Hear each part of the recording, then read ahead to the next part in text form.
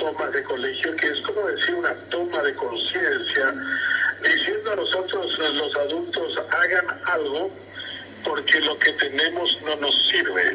Una educación que en los últimos años ha hecho que la gente pasara de grado sin saber leer y escribir es una tragedia. ¿Cierto? En el Paraguay tenemos chicos de sexto grado que no saben leer ni escribir y que el ministro, la ministra, ordenaba a su directora académica, a su supervisora, a su directora de escuela que pasaran nomás porque había que estar bien con las estadísticas. Lo que se hizo con la educación paraguaya es un genocidio, si vale el término.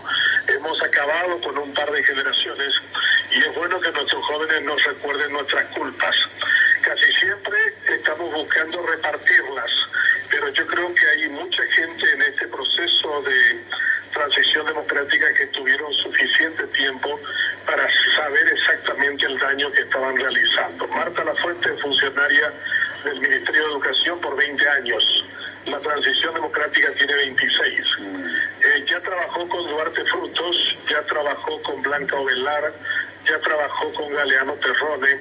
Yo creo que si estos 4 nombres pusiéramos sobre el mapa educativo paraguayo, estos nombres dominan casi 20 años de la educación de nuestro país.